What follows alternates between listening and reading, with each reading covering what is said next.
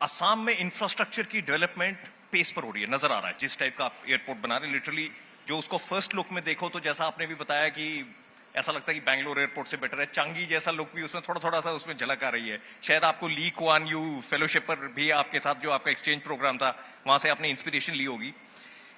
कई साल पहले जब आप 15 साल के थे तो आप एक मूवी में एक्ट किए जिसमें आप एक हाथी के ऊपर बैठकर आए आप।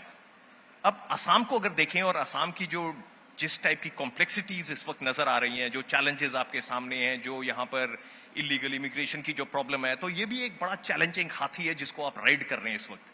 क्या चैलेंजेस आपको इमीडिएटली इस वक्त नजर आ रहे हैं? आपका ये टर्म खत्म हो रहा है, अगली टर्म की पूरी तैयारियां हो रही हैं, क्या चैलेंजेस आपको नजर आ रहे हैं अपने सामने? आप देखिए, असम का एक अपना इतिहास है।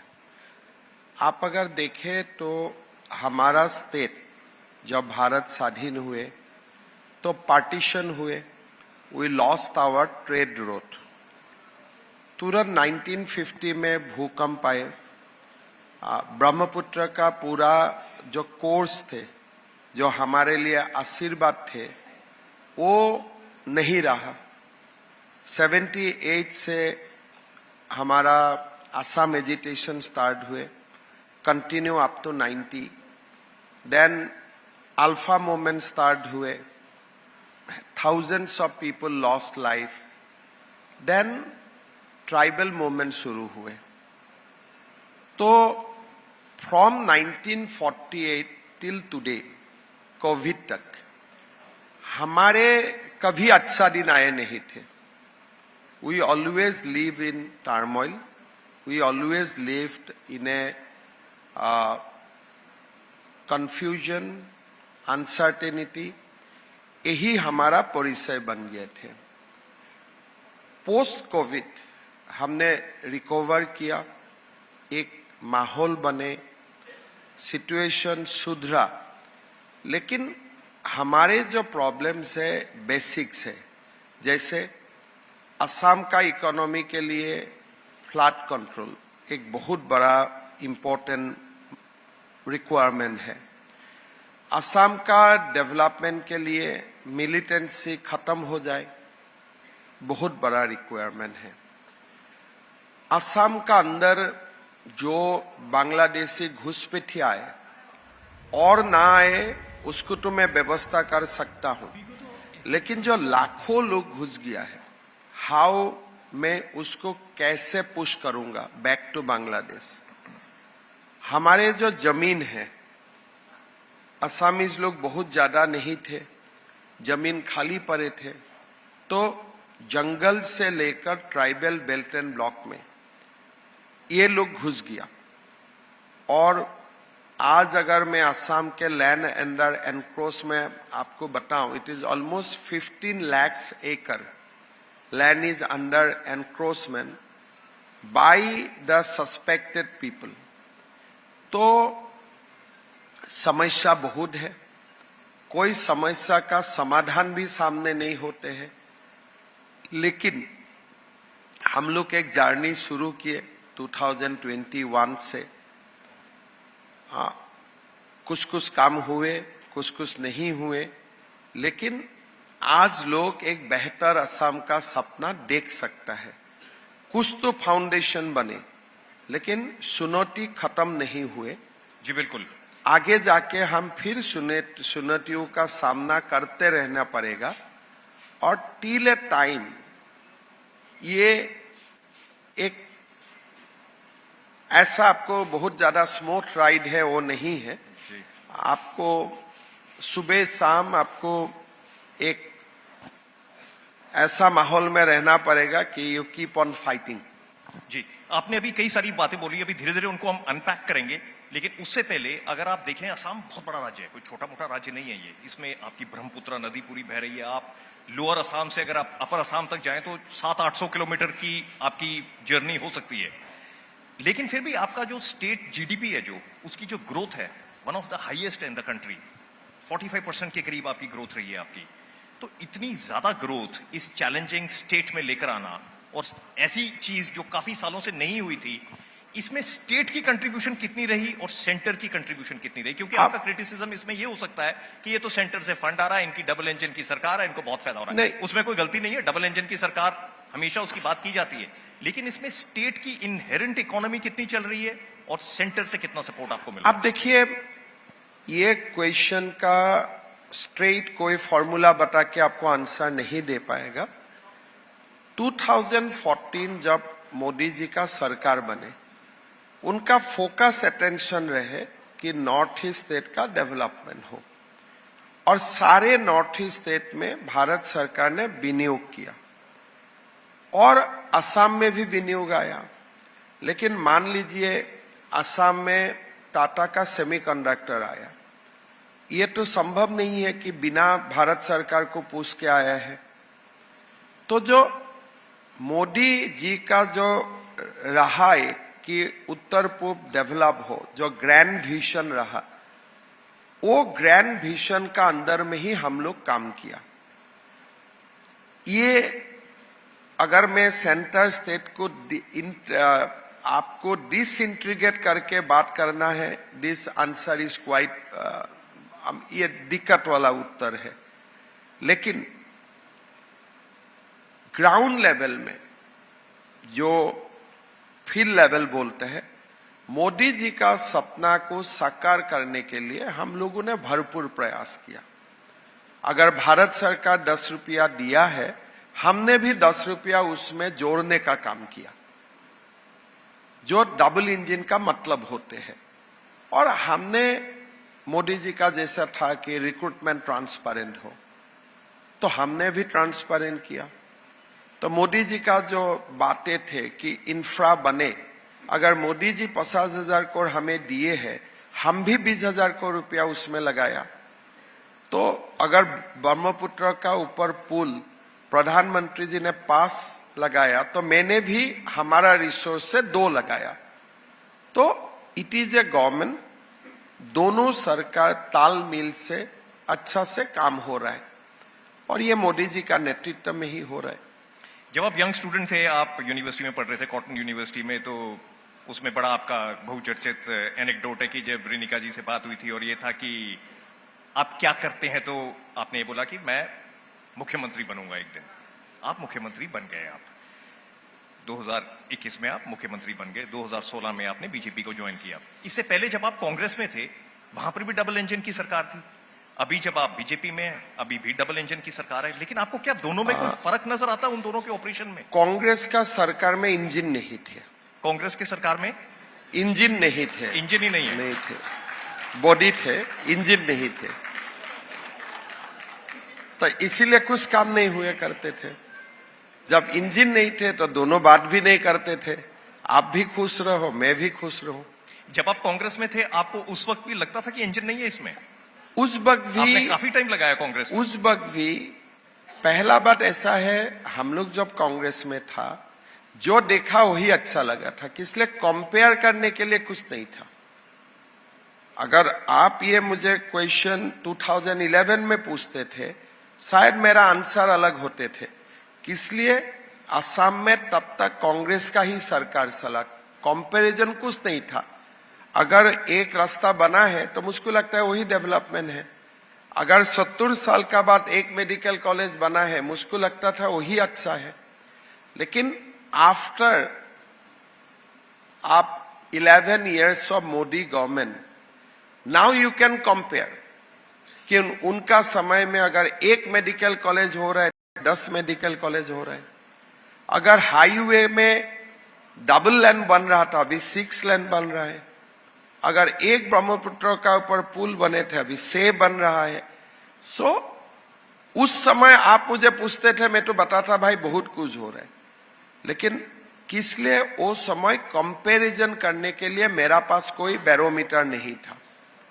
लेकिन आज असम का लोग कंपेयर कर सकता है कि prior to 2014 and post 2014, and now मैं दावा का साथ बोल सकता हूं, दोनों सरकार में इंजन नहीं था उस समय। आपने एक बार बीच में यह भी कहा कि शायद आप खुशकिस्मत थे कि आपके साथ वो हुआ जो हुआ कांग्रेस में।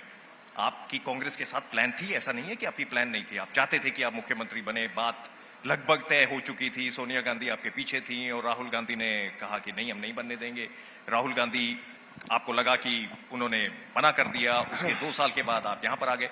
भूपेन बोरा आज आपकी पार्टी को ज्वाइन कर रहे हैं और वो बता रहे हैं कि कई सारी दिक्कत कांग्रेस में है। 2013 में मैं लगभग मुख्यमंत्री बन जाते थे, मतलब इट वाज ए 99 में गेम में गिर जाते हैं ना, I reach up to 99, then सांप का मुंह में पड़ गया तो नीचे चला गया। So that was the story. But वो समय जरूर मन में क्रोध थे, एंगर थे कि मुझे बनना था, मैं नहीं बन पाया। लेकिन नाउ इन हाइंडसाइट मुझको लगा कि अगर मैं कांग्रेस का मुख्यमंत्री होते भी थे, शायद 2016 चुनाव में जीतता था, नहीं जीतता था, नोबडी नोज। और अभी जो काम करने के लिए एक जो सेंट्रल स्टेट का बीच में संबंध बने, असम का एक फोकस स्टेट बने, वो वाला ऑप्शन हमें नहीं मिलते थे। मैं आपको एक ही एग्जांपल देता हूं। नॉर्थ ईस्ट में सिद्धांत हुए कि एक एम्स बनेगा। नाउ दिल्ली हैज डिसाइडेड कि ये एम्स शिलोंग में बनेगा। देन वो समय निर्णय हुआ कि नॉर्थ ईस्ट में एक इंडियन इंस्टीट्यूट ऑफ मैनेजमेंट आएगा। कहां बनेगा? शिलोंग में बनेगा। तो मेरा क्वेश्चन था, 8 स्टेट में एक क्यों बनेगा? या तो 8 दे दो, नहीं तो कम से कम तो 4 दो। एक नॉर्थ ईस्ट को ब्रैकेट करके भारत का हर प्रदेश में होगा, लेकिन नॉर्थ ईस्ट में एक होगा। मतलब आप दोनों बहन फाइट करो, किसको मिलेगा? दुकान खोल देते थे, एक कमिटी नागालैंड आते थे, मणिपुर आते थे, मेघालय आते थे, and it use to create lot of frictions. अभी पॉलिसी क्या है? भाई मेघालय में भी जाइए तो बनाइए, मणिपुर में भी बनाओ। मणिपुर में अगर स्पोर्ट्स यूनिवर्सिटी दिया है तो असम में IIM, हर जगह में, अरुणाचल में अपना काम हो रहा है। तो एक नॉर्थ ईस्ट को जो भेदभाव था वो खत्म हो गया। इसीलिए वो समय मुख्यमंत्री में बनते थे, शायद I would have been in that list of the people who failed the state as a chief minister. लेकिन आज मैं अगर ये कुर्सी से हाथ भी जाऊंगा, history will not remember me that badly. मोटा मोटी मुझसे 10 अंक होगा तो 5-6 नंबर मुझको दे ही देगा। वो समय शायद 1-2 नंबर मिलते थे। आप शायद अपने आप को थोड़ा अंडर एस्टिमेट कर रहे हैं, थोड़े नंबर आपने कम लगाए अपने, लेकिन आपको माना जाता है कि बड़े वर्कहोलिक चीफ मिनिस्टर हैं आप। काफी आप रात के 2-2 बजे तक काम करते हैं। आपकी पूरी कोशिश है कि असम को आगे हम प्रोग्रेस करवाएं, डेवलप करवाएं, और शायद इसी जुनून के साथ आप पहले भी काम कर रहे थे। एक बार हम वापस पीछे चलते हैं 2013-14 के वक्त में, जब बात ही हो रही थी कि शायद आप मुख्यमंत्री बनेंगे असम के। तरुण गोगोई थे वहां पर, गौरव गोगोई उनके बेटे थे। एकदम गौरव गोगोई की एंट्री होती है, ऐसा लगता है कि गौरव गोगोई को प्रेफर किया जा रहा है। एकदम आपको लगता है कि शायद मेरे रास्ते सारे ब्लॉक हो गए, अब मैं मुख्यमंत्री नहीं बन पाऊंगा। वो क्या वाकया था जब ये सब कुछ होना था? क्योंकि उसी चीज को लेकर अभी हम एक और सवाल उसके बारे में पूछेंगे, लेकिन वो क्या वाकया था? देखिए क्या हुआ उस वक्त? कांग्रेस से मेरा बहुत बड़ा कोई इशू नहीं थे। एक समय हम लोग को लग गया था कि Congress can not win the election with the same leadership, और ये मेरा मत नहीं था, it was the collective opinion of all the MLA कि 15 साल का बाद आपको कुछ चेंज चाहिए। अगर आज बीजेपी में मैं 15 साल CM बनते रहूं तो जरूर मेरा पार्टी का भी ये एक रिव्यू लेने का समय होते हैं कि क्या एक व्यक्ति 15 इयर्स तक भी CM रहेगा। किसलिए आपका जेनरेशन में गैप हो जाते हैं। If your voting age is 18 years और आपका चीफ मिनिस्टर बन गया who is about to be 90, तो गैप बिकम टू मच। हम लोगों ने बोला था कि ठीक है, 15 इयर्स आपका हो चुका है, नाउ कांग्रेस का अंदर एक लीडरशिप चेंज होना चाहिए, not outside Congress, within the Congress. शायद वो होते थे, आज अलग होते थे, तो that was our request. Then party ने ऑब्जर्वर भेजे, they create, we have not said कि आप वोटिंग करो, वही लोगों ने वोटिंग करवाया। But once you take a votes और आपको 58 वोट मिलते हैं, सामने वाला को 12 मिलते हैं, then it becomes untenable to remain in that ministry. पहले तो आपको वोटिंग ही नहीं करवाना था, लेकिन एक बार वोटिंग हो गया, and I know that the person who is sitting in that post has only support of 12 MLA। हमें भी मत बनाओ, उनको भी मत बनाओ, कोई तीसरा को बनाओ। स्टेटस को शुड हैव बीन चेंज। तो ऐसा क्यों नहीं हुआ?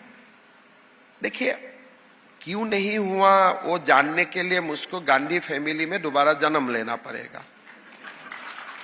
वो लोग कैसे डिसाइड करते हैं, कैसे बातें करते हैं, उनका खान पान कैसा है, वो तो मैं नहीं जानता हूं। लेकिन अगर डेमोक्रेटिक इंस्टीट्यूशन होते थे, ठीक है, तुम भी मत बनो, तुम भी मत बनो, दोनों बोलो किसको होने से ठीक है, तो those are the normal thing जो हम लोग जानता हूं। But Gandhis are known for abnormal things, इसलिए उनका सिद्धांत कैसा है ना आप जाने ना मैं जानूं। आपने बोला एबनॉर्मेलिटीज, लेकिन शायद आपको वो बात इतनी नागुजार थी या नापसंद हुई कि जो भी सिचुएशन उस वक्त पैदा हुई कि उसके बाद आपने कई चीजें राहुल गांधी को बोली। आपने बोला कि ये पागल हैं, तो सचमुच पागल है, ये मेंटली अनस्टेबल हैं। आप क्या मैं बोलो? आप नहीं बोलते घर में वो पागल है। कोई leader of opposition half T shirt पहन के ऐसा करेगा पार्लियामेंट में? आप राहुल गांधी जो जो काम करते हैं उसको आप नोट बनाओ। He wear a half T shirt, he does this, फिर 7 GPT में इसको डाल दो। 7 GPT आपको आंसर दे देगा, this is a symptom of A imbalance person. मैंने डाल के देखा हूं। हेमंता जी, आपको जाना जाता है कि आप जिसको कहते हैं ना बिल्कुल डायरेक्ट बोलते हैं। अरे मैं तो भाई देखो, ऐसे बोलते हैं जो कई दफा लोगों को चुप भी सकती है, लेकिन आप बोलते हैं। आप वो काम क्यों नहीं करते हैं? AI मौजूद है, LLM मौजूद है, 7 GPT ग्रोक मौजूद है। मैं जो बात कर रहा हूं, मेरा कैरेक्टर भी आप डालो, कुछ ना कुछ तो निकाल ही जाएगा। मैंने उनका डाल के देखा हूं। आपने डाल के देखा? वो एबनॉर्मल आते हैं कि नीड्स इमीडिएट साइकेट्रिक कंसल्टेशन। हेमंता एक इतना ठंडी में अगर कोई हाफ टी शर्ट पहन के रहते हैं तो उसका कारण क्या हो सकता है? खैर, इसके ऊपर कई दफा ये कहा जाता है कि उसको आप तो देखो, कुछ हमारा उसका आंसर यही है कि you take something which compensate that. या तो आप कुछ ट्रेनिंग लिया है, मेडिटेशन वगैरह किया है टू रेजिस्ट कोल, या तो आप कुछ दूसरा लेते हैं जो कोल को काउंटर करते हैं। हाफ टी शर्ट को आपको कोल से तो प्रोटेक्ट नहीं कर सकता। Half T shirt it cannot be quality of a person. ठंडा आने से हम लोग स्वेटर पहनता हूं, गर्म आने से टी शर्ट पहनता हूं। This is the normal human behaviour. जब आप ह्यूमन बिहेवियर को डिफाई करते हैं तब उसका पीछे कुछ कारण होते हैं। जैसे साधु संत कपड़ा नहीं पहनते हैं, दे प्रैक्टिस मोक्ष कि हम कुछ नहीं पहनूंगा एंड विल डू मोक्ष। गांधी जी ने अपना ड्रेस का तरीका किया था। He was practising, he was experiencing certain things and they used to say openly कि हम ये कर रहा हूं, I am experiencing a certain kind of things, it is announced. लेकिन आप क्यों हाफ टी शर्ट पहन के घूमते हो? आपका तो उम्र भी 56 इयर्स हो गया। आप इसकी बात कर रहे हैं, अभी जो AI समिट हुआ दिल्ली में, वहां पर यूथ कांग्रेस ने प्रोटेस्ट किया। उन्होंने अपनी बनियन पहनी हुई थी और उन्होंने अपनी शर्ट खोल दी। आज प्रधानमंत्री मोदी जी ने भी मेरठ में ये कहा कि ये तो पहले से ही नंगे हैं, इनको क्या जरूरत थी अपने कपड़े उतारने की। देखिए, ये स्टेटमेंट आज प्रधानमंत्री जी ने भी दी है। आप कैसे देख रहे हैं कांग्रेस के इस सारे देखिए, एक्शन को, राहुल- एआई समिट में भी हुआ जो? Because Rahul is a imbalance person, उन्होंने एक नया राजनीति भारत में स्टार्ट करना चाहते हैं, which a cocktail of leftism, cocktail of naxalism and cocktail of irrational behaviour. हम सबको बोलूंगा ये क्यों है, ये क्यों है, लेकिन खुद चार्टर्ड फ्लाइट में ही चलूंगा। मैं खुद बोलूंगा ये क्यों ऐसा करते हैं, लेकिन I live in a most secured position. मैं बोलूंगा ये क्यों कर रहे हैं, but every year I go to foreign vacation for 13-14 times. मतलब you will not question me, but I will make you communist, I will make you socialist, I will make you NGOist. तो ये एक बहुत बड़ा विडंबना है। आप देखिए, अगर गेंजी उतर के जाना ही था, राहुल को खुद जाना था। एआई समिट में अगर आपको ऐसा में सबका आपको अगर नंगा प्रदर्शन करना ही था, that should have been led by Rahul and Priyanka. ये लोगों को आप क्यों भेजा? अभी जो जेल में जा रहे हैं, एक्शन हो रहा है, उनका पिता माता क्या फेस कर रहे हैं? I feel pity for those boys. हम कभी ऐसा नहीं करता हूं, कोई भी काम होगा तो मैं सामने रहूंगा।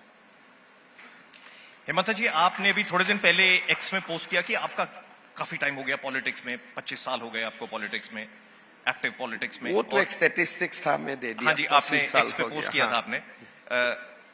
जब आप अपने इस लंबे एक्सपीरियंस को देखते हैं और आप जैसी अभी हम बात कर रहे थे, कोई बनियान पहन के जा रहा है, कोई वहां पर प्रोटेस्ट कर रहा है, ये हो रहा है, वो हो रहा है, तो क्या आपको लग रहा है कि पॉलिटिक्स का स्टैंडर्ड कुछ नीचे गिर रहा है? क्या ये कुछ सोसाइटी में गुस्सा ज्यादा बढ़ रहा है? पॉलिटिक्स आपकी स्टेटमेंट्स भी बड़ी एग्रेसिव आ रही है, मियां मुस्लिम और कई चीजें आपकी स्टेटमेंट। मैं आपको बताता हूं, मेरा मियां मुस्लिम बनाना तो मेरे लिए रिक्वायरमेंट है।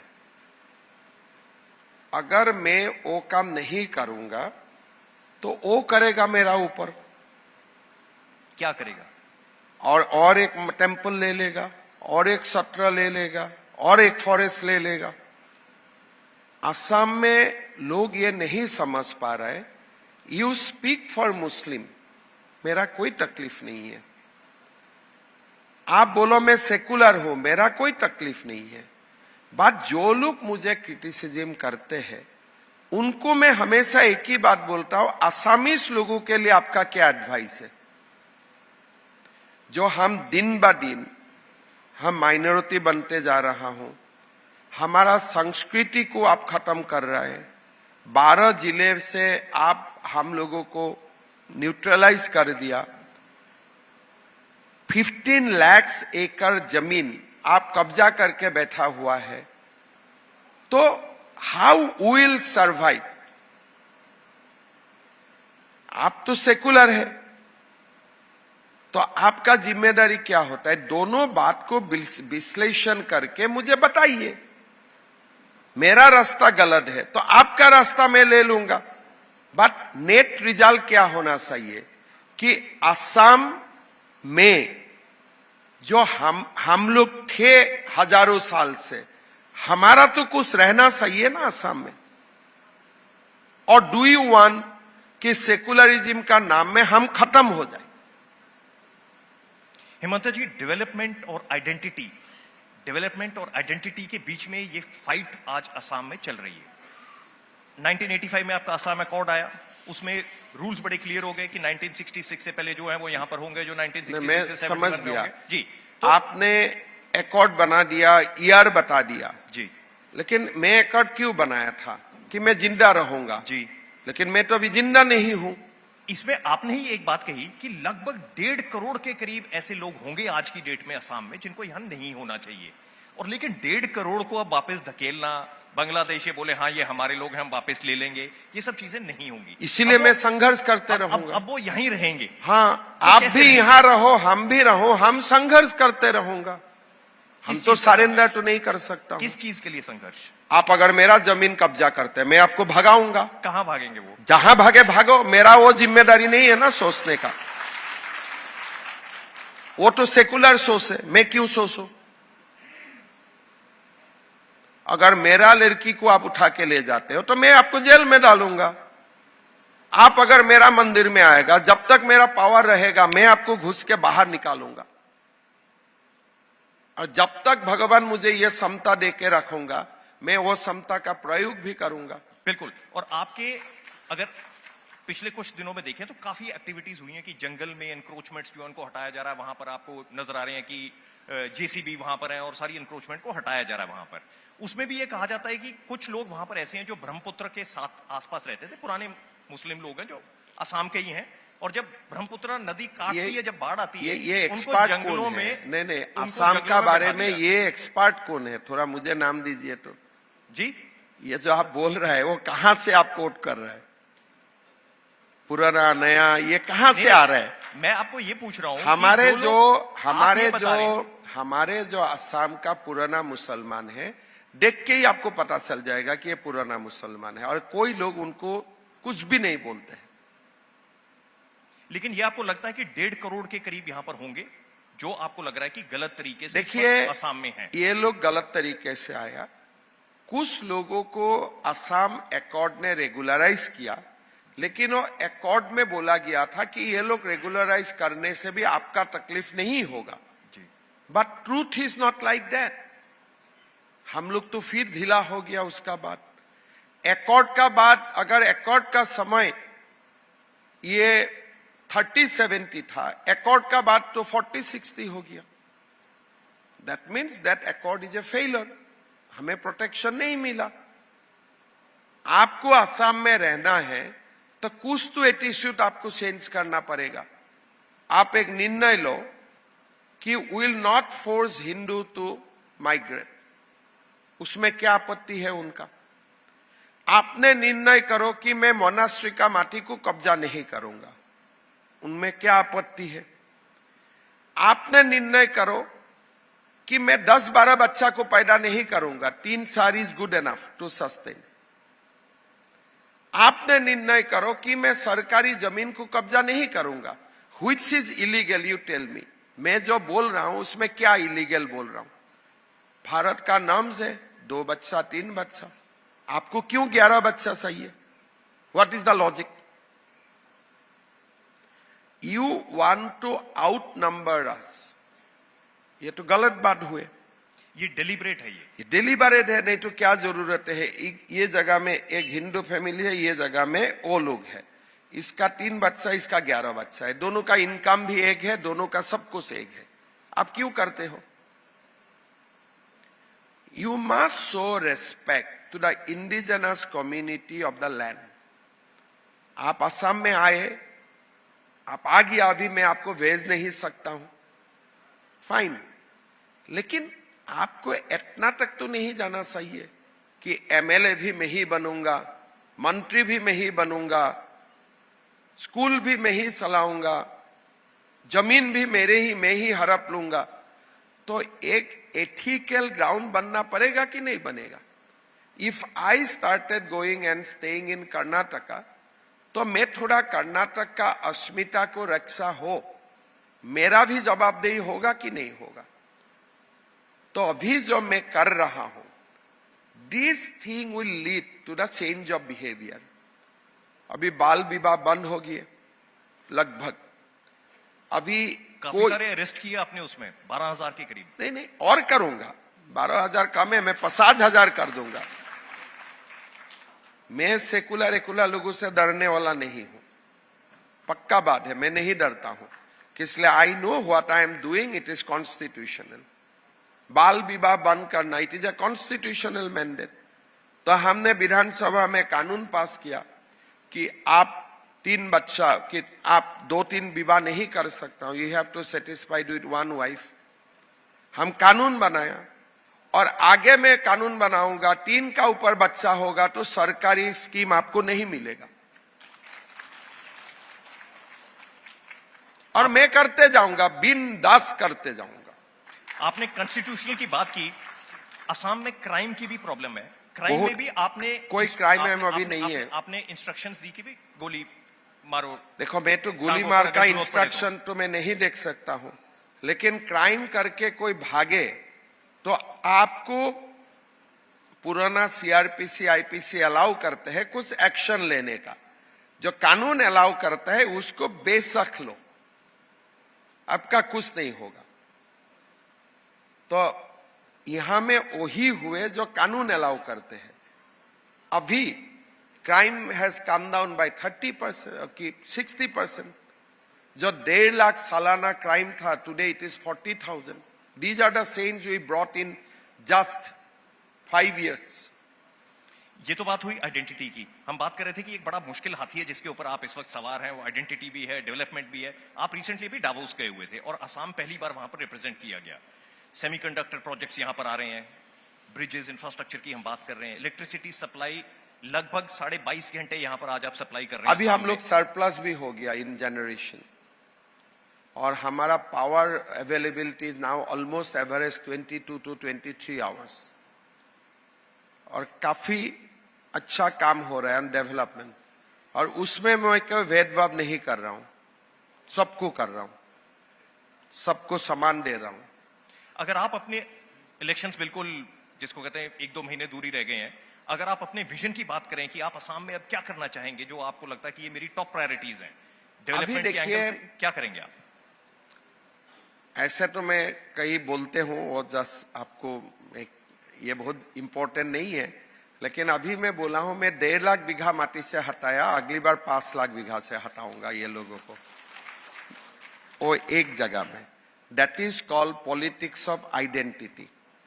ये जो परिचय का राजनीति है और गहरा होगा। ये जो लोग मुझे डरवाने का कोशिश कर रहे हैं, मैं नहीं डरूंगा। I will intensify the battle for identity. Number 1. Number 2, today we are the fastest growing GDP. Today we are the fastest growing per capita formation. Today we are surplus in power. Today we are reasonably doing good in IMR, MMR. We are doing much better than many other states. So that journey will continue, and मेरा लगता है कि by 2030 Assam will be the shining spot among the Indian states. आपका per capita income यहाँ पर 2x हो गया, आपका बजट यूटिलाइजेशन लगभग 85% पर है। हम अगले साल पर कैपिटा में बंगाल को पीछे कर दूंगा।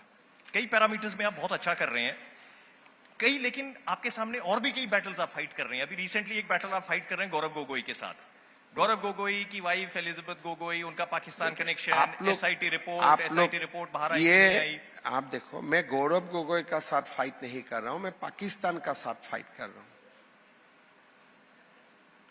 Pakistan should not have any assets in India. तो ये जो जंग है ये पाकिस्तान का खिलाफ है। पाकिस्तान का कोई एसेट भारत में नहीं होना चाहिए। आप कन्विंस्ड हैं कि वो? हाँ, 100%। मैं आपका चैनल में डायरेक्ट बोल रहा हूं कि he is agent of Pakistan, मेरा ऊपर केस करे। इतना तो डायरेक्ट कोई नहीं बोलेगा, at the risk of deformation. Deputy leader of opposition की बात कर रहे हैं जो मैं बोला ना, I am talking about a Pakistani asset,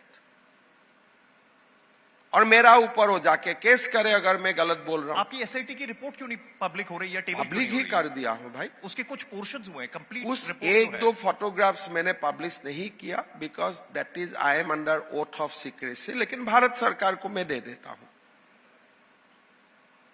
कुछ बातें होते हैं you cannot reveal to the press. अगर कोर्ट में मैं चार्जशीट देता था, जरूर उसको एनेक्सर बन जाते थे, लेकिन हम चार्जशीट नहीं दे रहा हूं, भारत सरकार देगा, तो इसीलिए वी ट्रांसफॉर्म। मेरा ऊपर वो क्यों केस नहीं करते हैं? इसलिए उसको मालूम है यहां तक तो यहां, और आगे भी मेरा पास सामान है। नहीं तो कोई व्यक्ति ये अपमान लेगा कि पाकिस्तान का एजेंट। कोर्ट में नहीं जाते थे, मेरा ऊपर इंजेक्शन नहीं लेते थे। वो आपके ऊपर एलिगेशंस लगाते हैं कि आपके पास 4000 एकड़ इलीगली ऑक्यूपाई हुए ले लो ना, मैं डोनेट कर 10 करोड़ दिया। आपकी वाइफ की कंपनी, मेरा पास जो भी इलीगल है आपको डोनेट कर दिया, आप ले लो। आप जाओ, कब्जा करो, खा जाओ, अगर इलीगल है तो। जो भी इलीगल है मैं लिख दिया, ले और लो। वो जो 10 करोड़ की सब्सिडी की बात कर रहे हैं कि एग्रीकल्चर, वो भी ले लो अगर मेरा अकाउंट में जमा हुआ है तो। वो कहते हैं कि अप्रूव हो गया, अकाउंट में शायद जमा ना हुआ हो। तो अगर पैसा में नहीं ले आ तो मुझे ऊपर क्यों इंतजाम लगाते हो? आप ये भी बोलता है लोगों को पहले बोलने का पैसा नहीं लिया, पैसा लिया। जब मैं पकड़ता हूं तब बोलता है शायद पैसा नहीं लिया, तो माफी मांगो।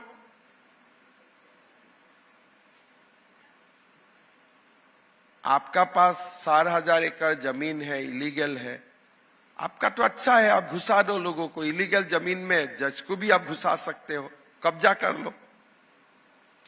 हेमंता जी, बहुत सारे क्वेश्चंस आपसे और पूछने थे, लेकिन समय हमारा खत्म होता जा रहा है। लेकिन एक बार आपसे पूछेंगे कि आपका असम को लेकर जितना आप इसको बड़ी, जिसको कहते हैं ना, शिद्दत के साथ आप इसके लिए काम कर रहे हैं, तो आप क्या विजन देख रहे हैं असम का अगले 5-8 साल? मेरा लगता है 2047 तक ही ले जाते हैं आगे। आप देखिए, असम वाज अराउंड 2020 21 नंबर में आते थे इन द इंडियन कॉन्टेक्स्ट। अभी हम 16-17 तक पहुंचा। मेरा जो बात है कि देश के लिए बोझ मत बनो। You should not become a state which is a dependent state on the nation. आप एक ऐसा स्टेट बनाओ who contribute to the nation's progress. तो मेरा जो एक सब में बोलो, I want to take Assam from a dependent state to a contributory state. Very simple बात। हेमंता जी, न्यूज़ 18 नेटवर्क पे हमारे साथ जुड़ने के लिए आपका बहुत बहुत धन्यवाद। बहुत बहुत जल्दी धन्यवाद। आपसे फिर मुलाकात करेंगे। Thank thank you you. So much.